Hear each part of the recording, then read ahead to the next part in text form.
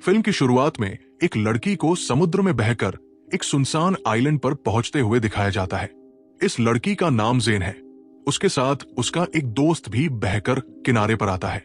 जेन उसे चेक करती है, लेकिन वो गंभीर रूप से घायल होता है और थोड़ी देर में मर जाता है। जेन उसकी मौत से परेशान होती है और उसकी बॉडी को छोड़कर आइलैंड को एक्सप्लोर करने लगती है। आइलैंड पर कोई इंसान नहीं होता और यह पूरी तरह सुनसान था। आइलैंड के अंदर जाने पर उसे एक प्लास्टिक बैग मिलता है जिसमें एक महिला का पर्स और कुछ बच्चों के सामान मिलते हैं। उसे एक मेडिसिन भी मिलती है जिस पर 1994 की तारीख लिखी होती है। जेन समझ जाती है कि यहां सालों पहले कोई आया होगा। उसे माचिस भी मिलती है जिसे वो अपने पास रख लेती है। समुद्र किनारे उसे एक बड़ा खोखला पेड़ दिखता है। वो फैसला करती है कि रात में अपनी सुरक्षा के लिए इस पेड़ का इस्तेमाल करेगी। अगली सुबह वो समुद्र किनारे मछलियां देखती है जिनमें एक शार्क भी होती है जिसका आधा शरीर खाया हुआ है। मछलियां इकट्ठा करते समय उसे 3 लोगों की कब्रें मिलती है। ये देखकर वो अपने मृत दोस्त के लिए भी एक गड्ढा खोदती है। जब जेन आइलैंड का और पता लगाती है तो पाती है कि किसी ने उसके दोस्त की बॉडी को निकालकर खा लिया है। ये देखकर वो डर जाती है और सोचती है कि शायद ये किसी जानवर का काम होगा। वो एक लकड़ी को नुकीला बनाकर अपने लिए हथियार तैयार करती है। एक दिन उसे समुद्र में एक सूटकेस तैरता हुआ दिखाई देता है। उसे सूटकेस में कपड़े, जूते और कुछ फोटो मिलते हैं। इन फोटो से पता चलता है कि यहाँ एक परिवार छुट्टियां मनाने आया था जिसमें एक कपल और उनके 2 बच्चे थे। उसी रात जेन एक परछाई देखती है जो उसे डरा देती है। अगली सुबह जेन फोटो को ध्यान से देखती है और नोटिस करती है कि एक तस्वीर में 2 चमकती हुई आंखें दिख रही है। उसे यकीन हो जाता है कि वही प्राणी इस परिवार की मौत का कारण है। जेन अब किसी भी तरह इस आइलैंड से निकलने का प्लान बनाती है। वो एक सूटकेस और लाइफ जैकेट का इस्तेमाल कर समुद्र में तैरने की कोशिश करती है, लेकिन उसका ये प्रयास असफल हो जाता है। वो वापस आइलैंड पर आती है और रात में उसी पेड़ में छुप जाती है। जब प्राणी आता है तो वो पेड़ को तोड़ने की कोशिश करता है, लेकिन पूरी तरह सफल नहीं हो पाता।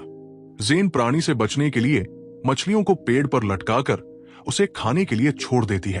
अगले दिन वो समुद्र किनारे एक बहती हुई बॉडी देखती है। वो इस बॉडी को पेड़ पर लटकाकर प्राणी को व्यस्त करने की योजना बनाती है। रात में प्राणी आता है और उस बॉडी को खा जाता है। जेन उसे पहली बार करीब से देखती है और डर जाती है।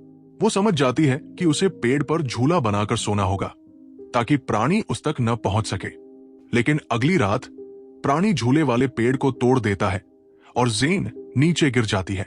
जेन अपनी जान बचाने के लिए भागती है और लकड़ी के हथियार से प्राणी पर हमला करती है। प्राणी जेन को पानी में फेंक देता है, लेकिन वो किसी तरह बचकर आइलैंड पर लौट आती है। अगली सुबह जेन के 2 दोस्त लुकास और मिया आइलैंड पर पहुंचते हैं।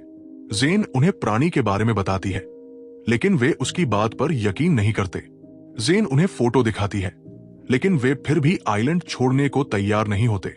जेन उनकी राफ्ट लेकर भागने की कोशिश करती है, लेकिन मिया उसे पकड़ लेती है और जेन बेहोश हो जाती है। जब रात होती है तो प्राणी मिया पर हमला कर उसे मार देता है। लुकास डरकर एक पेड़ पर चढ़ जाता है। सुबह जेन उसे समझाती है कि प्राणी केवल रात में हमला करता है। लुकास मान जाता है और वे आइलैंड से भागने का प्लान बनाते हैं। राफ्ट में निकलते समय प्राणी उन पर हमला करता है और जेन को पकड़कर ले जाता है। जेन चाकू से प्राणी पर हमला करती है और किसी तरह बचकर आइलैंड पर लौटती है। वो प्राणी को मारने का फैसला करती है और नुकीले हथियार बनाकर आग का जाल तैयार करती है। रात में जब प्राणी आता है, जेन जाल में आग लगा देती है। प्राणी बुरी तरह घायल हो जाता है और जेन उस पर हमला करके उसका गला काट देती है। आग की लपटें पूरे आइलैंड को घेर लेती है और जेन को उम्मीद होती है कि बचाव के लिए कोई आएगा। फिल्म यही समाप्त होती है।